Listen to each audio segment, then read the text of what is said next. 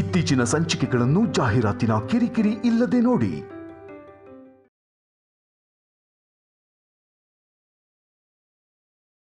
ಸಿದ್ದು, ನೀನ್ blood bank phone ಮಾಡು. ಆಯ್ತು.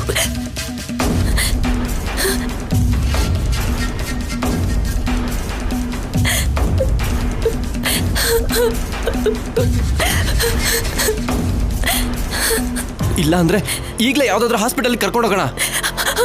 ಅಷ್ಟೊಂದು ಟೈಮ್ ಇಲ್ಲ. ಇವ್ರ ಬ್ಲಡ್ ಗ್ರೂಪ್ ನಿಮ್ಗೆ ಯಾರಿಗಾದ್ರೂ ಗೊತ್ತೇ ಇರ್ಬೇಕಲ್ವಾ? ನಿಮ್ಮ ಮನೆಯವ್ರ ಬ್ಲಡ್ ಗ್ರೂಪಿಗೆ ಮ್ಯಾಚ್ ಆಗೇ ಆಗುತ್ತಲ್ವಾ? ಯಾರಾದ್ರೂ ರಕ್ತದಾನ ಮಾಡಿ ಪ್ಲೀಸ್ ಪ್ಲೀಸ್.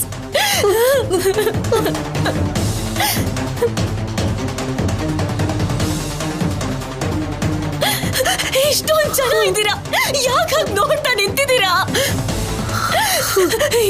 ಇವ್ರಂದ್ರೆ ನಿಮ್ಗೆಲ್ಲ ಇನ್ನೂ ಕೋಪನಾ?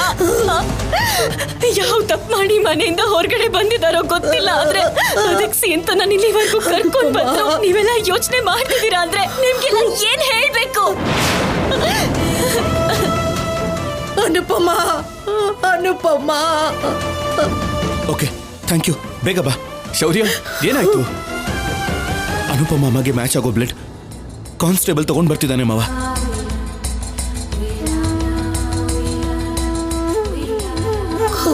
ಅನುಪಮ, ಅವ್ರು ಬರೋದಕ್ಕೆ ಇನ್ನು ಎಷ್ಟೊತ್ತಾಗುತ್ತೋ ಏನೋ. ಡಾಕ್ಟರ್, ಇವ್ರಿಗೆ ಏನೋ ಪ್ರಾಬ್ಲಮ್ ಇಲ್ಲ ಅಲ್ವಾ? ಈಗಲೇ ನಾನೇನು ಹೇಳಕ್ಕಾಗಲ್ಲಮ್ಮ.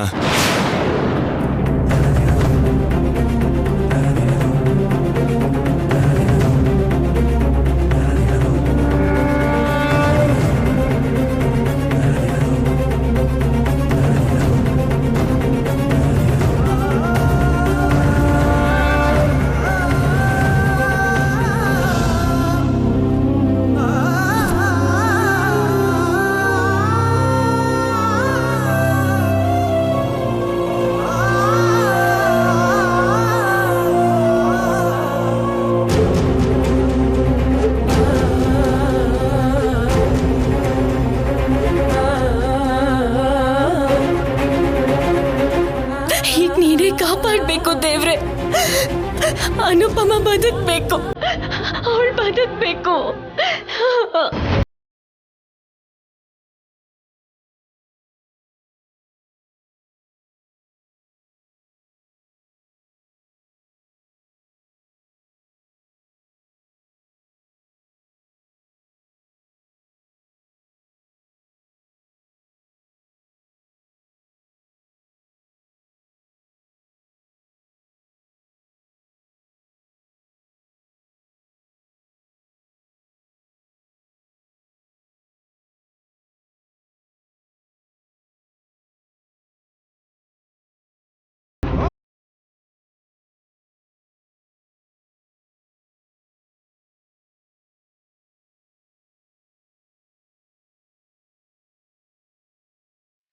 ಇಂಜೆಕ್ಷನ್ ಕೊಟ್ಟಿದ್ದೀನಿ.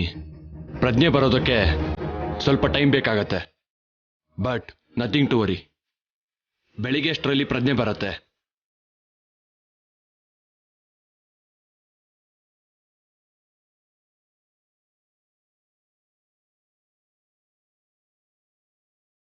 Thank you doctor. No mention.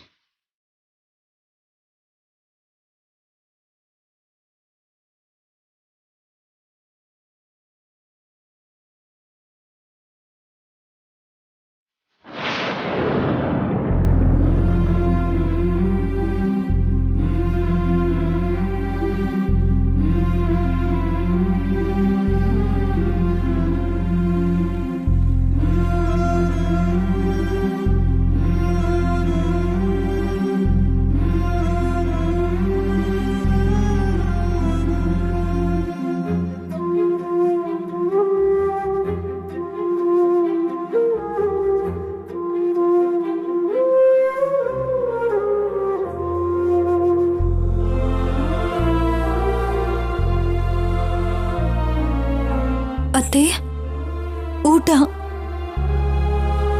ನನಗೆ ಹಸಿವಿಲ್ಲ.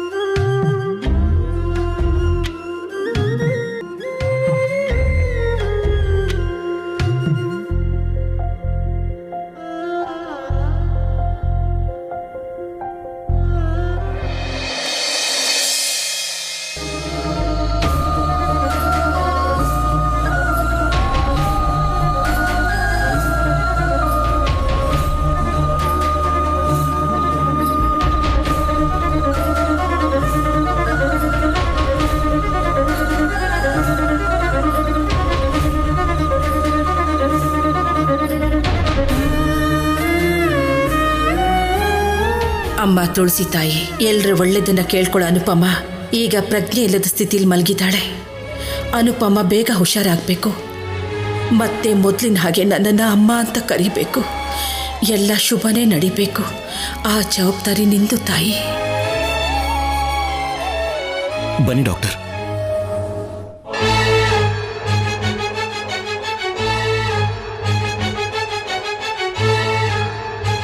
ನನಗೆ ಜ್ವರ ಬಂದ್ರೆ ನನ್ನ ಮಗ ಅಷ್ಟು ಕೇರ್ ತಗೋತಾನೋ ಇಲ್ವೋ ನನಗೆ ಗೊತ್ತಿಲ್ಲ.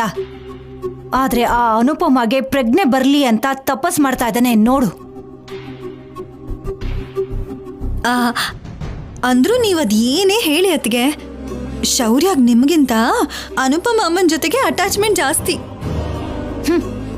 ಅವಳು ಹೋದ್ರೂ ಇವನೇ ಕೊಳ್ಳಿ ಇಡೋ ಹಾಗೆ ಕಾಣಿಸ್ತಾನೆ. ಜವಾಬ್ದಾರಿ ಪ್ರೀತಿ ಇರೋರು ಮಾಡಲ್ವಾ ಏನೋದ್ಕೆ?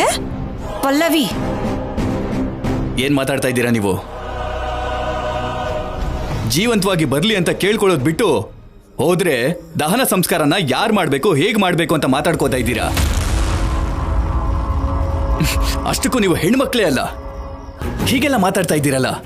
ಚಿನ್ನಿ, ನಾಲ್ಗೆ ಹರಿ ಬಿಡ್ತಿದ್ಯಾ? ಹುಷಾರ್. ಬಾಯಿಗೆ ಬಂದ ಹಾಗೆ ಮಾತಾಡ್ತಾ ಇರೋದು ನೀವು ಅಕ್ಕ. ಅತ್ತಿಗೆ ಇವ್ರ ಜೊತೆ ಯಾಕೆ ಬಿಡಿ, ನೀವು ಹೋಗಿ ಒಂದ್ ಲುಕ್ ಕೊಟ್ಟು ಬನ್ನಿ.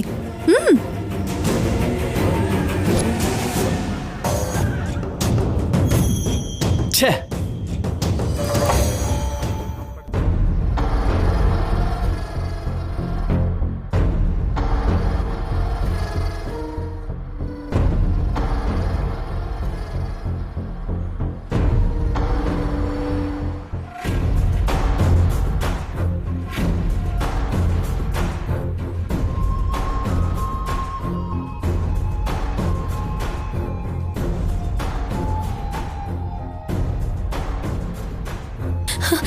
ಪ್ರಜ್ಞೆ ಬರ್ತಿದೆ.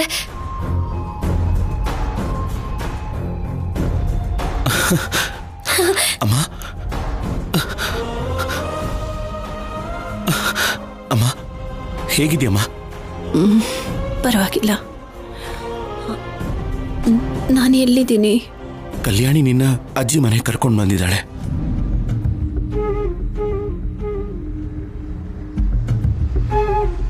ಲಕ್ಕಿಲಿ ನಾನು ಕೂಡ ಮನೇಲೇ ಇದ್ದಿದ್ದಕ್ಕೆ ನಿಮ್ಮನ್ನ ಸೇವ್ ಮಾಡೋದಕ್ಕಾಯ್ತು. ನಾವು ಥ್ಯಾಂಕ್ಸ್ ಹೇಳಬೇಕಾಗಿರೋದು ಕಲ್ಯಾಣಿಗೆ. ಕೆಲವು ಮೆಡಿಸಿನ್ ಬರ್ದು ಕೊಡ್ತೀನಿ, 1 ವಾರದವರೆಗೂ ರೆಗ್ಯುಲರ್ ಆಗಿ ಕೊಡಿ. Okay doctor.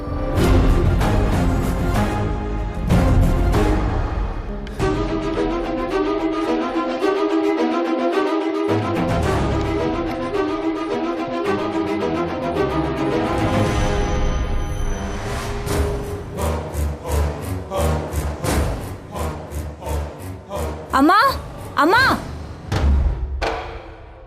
ಯಾಕಷ್ಟು ಜೋರ ಕಿರ್ಚ್ತಿದ್ಯಾ? ಅನುಪಮ ವಿಶ್ರಾಂತಿ ತಗೋತಿದ್ದಾಳೆ ತಾನೆ. ಮನೆಯಿಂದ ಹೋಗು ಅಂತ ಹೇಳಿದ್ಮೇಲೂ ಮತ್ತೆ ಈ ಮನೇಲೇ ಇರ್ಬೇಕು ಅನ್ನೋ ಉದ್ದೇಶದಿಂದ ಈ ನಾಟಕ ಮಾಡ್ತಿದ್ದಾಳೆ ಅನ್ಸತ್ತೆ. ಯಾರು ನಾಟಕ ಆಡ್ತಿದ್ದಾರೆ? ಅನುಪಮ ಅಮ್ಮ.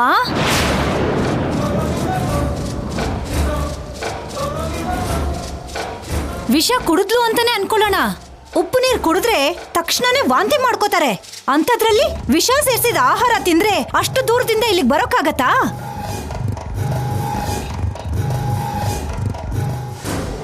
ತಲೆಗ್ ಬೇಕು ಅಂತಾನೆ ಗಾಯ ಮಾಡ್ಕೊಂಡು ಕರುಣೆ ತೋರ್ಸೋ ಹಾಗೆ ನಾಟಕ ಮಾಡ್ಕೊಂಡು ಮತ್ತೆ ಇಲ್ಲಿಗೆ ಬರ್ಬೇಕು ಅನ್ಕೊಂಡಿರ್ತಾಳೆ.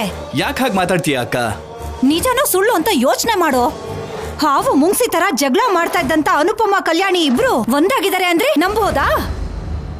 ಅವಳನ್ನ ಈ ಹುಡುಗಿ ಕಾಪಾಡ್ಬೇಕು ಅಂತ ಕರ್ಕೊಂಡ್ ಬರೋದು ಅಂದ್ರೆ ಏನು? ಇದೆಲ್ಲ ನಾಟಕ ಅಂತ ನಿಮ್ಗೆ ಸಾಕು, ನಿಲ್ಲಿಸ್ತೀರಾ?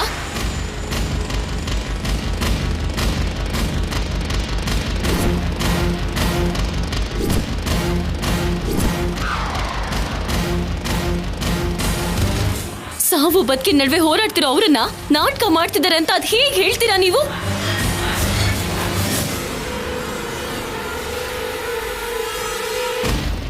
ನೆನ್ನೆ ಬಂದಾಗ ಈ ಮಾತುಗಳು ಯಾವುದು ಬರ್ಲಿಲ್ವಲ್ಲ?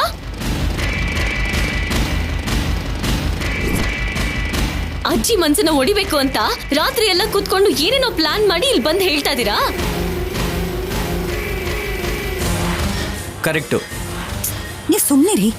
ಅರ್ಜೆಂಟ್ ಆಗಿ ಬ್ಲಡ್ ಬೇಕು ಅಂತ ಡಾಕ್ಟರ್ ಅವ್ರು ಹೇಳ್ತಾ ಇದ್ರು. ನೀವ್ ಯಾರು ರಕ್ತದಾನ ಮಾಡೋದಕ್ಕೆ ಮುಂದೆ ಬರ್ಲೇ ಇಲ್ವಲ್ಲ?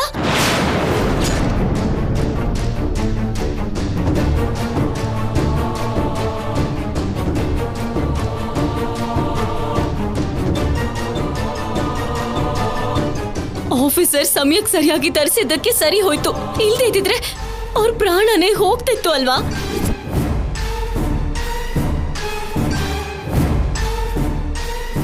ನಿಮ್ಮನೆ ವ್ಯಕ್ತಿಗೆ ನೀವೇ ರಕ್ತ ಕೊಡ್ಲಿಲ್ಲ ಅಂದ್ರೆ ಇನ್ಯಾರು ಕೊಡ್ತಾರೆ?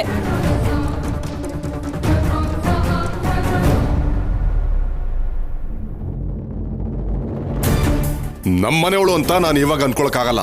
ನಿಮ್ ಮಗಳನ್ನ ಉಳಿಸ್ಕೋಬೇಕು ಅಂತ ನಿಮಗ್ ಸ್ವಲ್ಪ ಕೂಡ ಅನ್ನಿಸ್ಲೇ ಇಲ್ವಾ ತಾತ?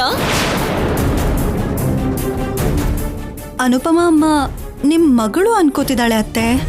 ಮತ್ತಿನ್ ಯಾರ್ ಮಗಳು? ಮಾತನ್ನ ಉಲ್ಟಾ ಸೀದಾ ಮಾಡ್ತಾ ಚೆನ್ನಾಗಿ ನಾಟಕ ಆಡ್ತಿರೋದು ನೀವ್ಗಳು.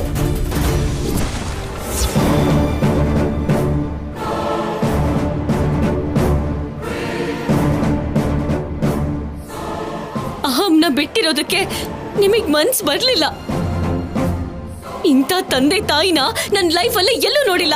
ಕಲ್ಯಾಣಿ,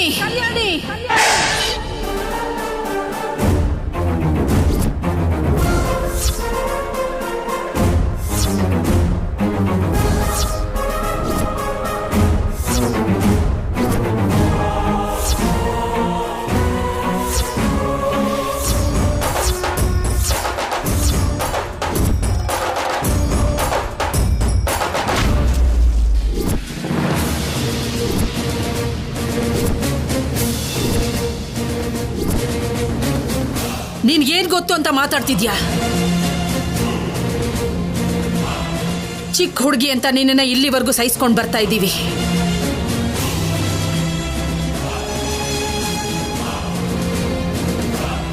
ನಮ್ಮ ಮಗಳನ್ನ ನಾವು ಕಾಪಾಡ್ಕೋಬೇಕು ಅಂದ್ರೆ ನಮ್ಮ ರಕ್ತನ ಅವಳ ರಕ್ತದ ಜೊತೆಗೆ ಸರಿ ಮಾಡ್ಕೋಬೇಕು, ಸರಿ ಹೋಗ್ಬೇಕು.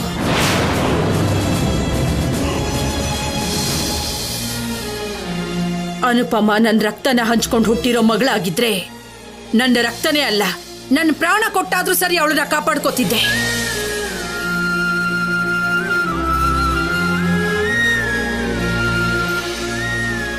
ಇಷ್ಟು ದಿನ ನಾನು ಪ್ರಾಣವಾಗಿ ನೋಡ್ಕೊಂಡಿದ್ದ ಅನುಪಮ ನನ್ನ ಮಗಳಲ್ಲ. ನನ್ನ ಮಗಳ ಹಾಗೆ ನೋಡ್ಕೊಂಡ ನನ್ನ ಸೊಸೆ ಅಂತ ನೀನ್ ತಿಳ್ಕೊ.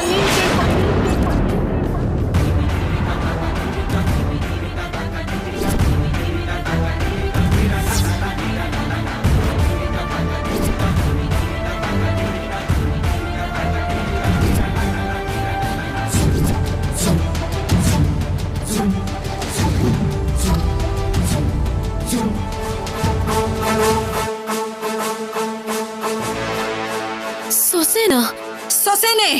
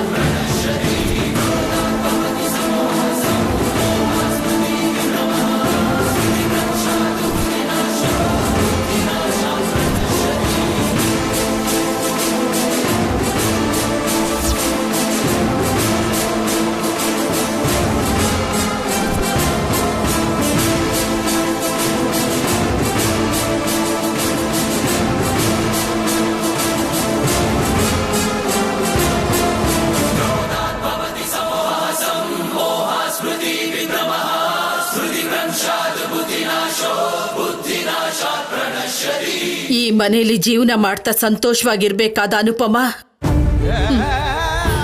ಸೇವೆ ಮಾಡ್ತಾನೆ ಉಳಿದು ಬಿಟ್ಲು.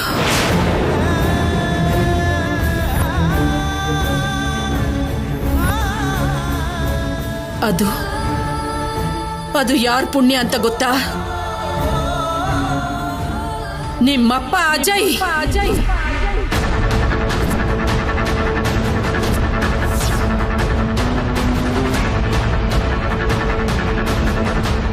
ನಿಮ್ಮಪ್ಪ ಅಜಯ್ ಮಾಧುರಿಯಿಂದನೇ.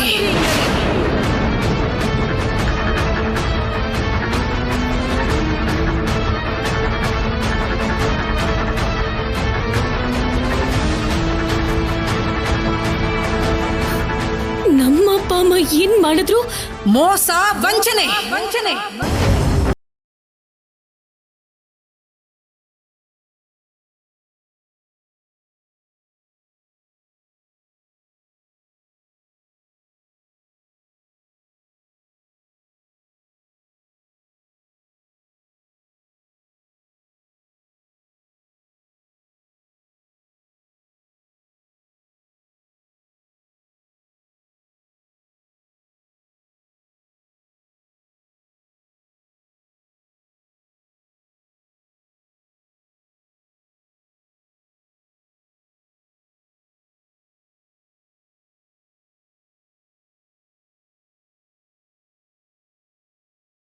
ತೆಗೆದು ಸ್ವಾರ್ಥದಿಂದ ಈ ಮನೆ ಬಿಟ್ಟು ಹೊರಟೋದ್ರು.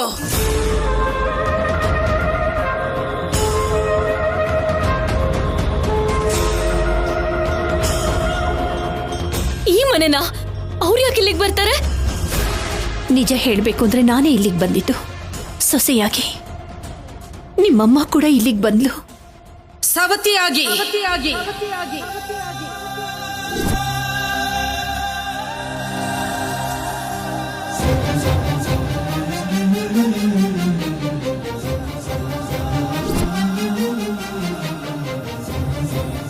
ನಿಮ್ಮಪ್ಪ ಅಜಯ್ ಯಾರೋ ಅಲ್ಲ, ನಾನ್ ಹೆತ್ತ ಮಗ.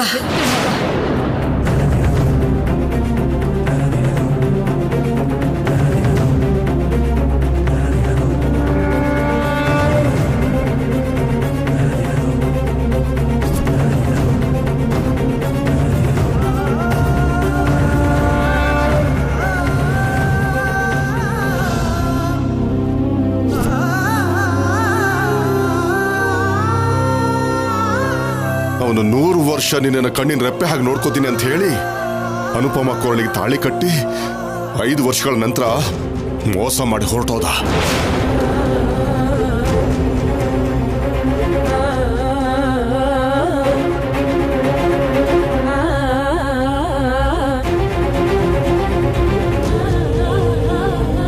ನಾನು ಅಮ್ಮ ಅಂತ ಕರೆಯೋ ಅನುಪಮ ಅತ್ತೆ ಅಜಯ್ ಮಾವನ ಮೊದಲನೇ ಹೆಂಡತಿ ಕಲ್ಯಾಣಿ.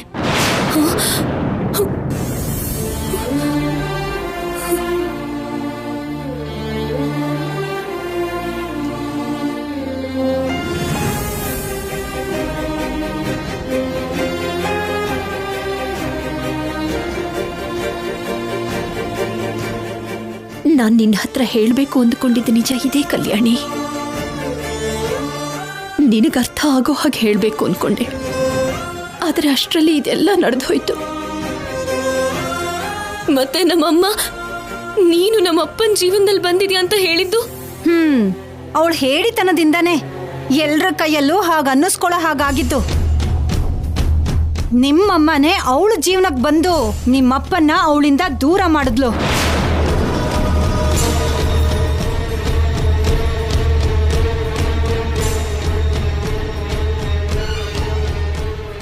ಆ ವಿಷಯನ ನಾನು ಆವಾಗ್ಲೇ ಹೇಳ್ದೆ, ಆದ್ರೆ ನನ್ನ ಮಾತು ಯಾರೂ ಕೇಳಲಿಲ್ಲ. ಮದ್ವೆ ಆಗಿರೋರ್ ಜೀವನದಲ್ಲಿ ಮಾಧುರಿ ಬರ್ಬೇಕು ಅನ್ಕೊಂಡಿದ್ದಾಳೆ ಅಂತ.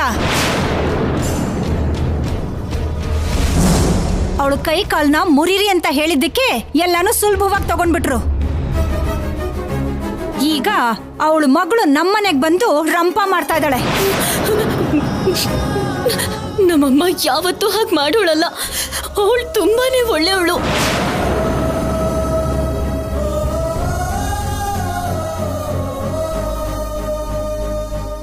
ಯಾವ ಮಗಳಿಗೆ ಆದರೂ ತಾಯಿ ಮೇಲೆ ಪ್ರೀತಿ ಇದ್ದೇ ಇರುತ್ತೆ. ನಿನಗೂ ಹಾಗೆ ಅನಿಸ್ತಿದೆ. ಇದೇ ನಿಜವಾದ ವಿಷಯನಮ್ಮ. ನೀನು ನಮ್ಮ ಮೊಮ್ಮಗಳು ಅಲ್ಲ.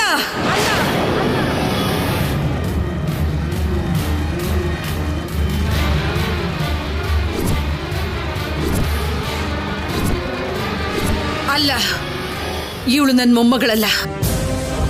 ಅಲ್ಲ, ಆಗ್ಬಾರ್ದು.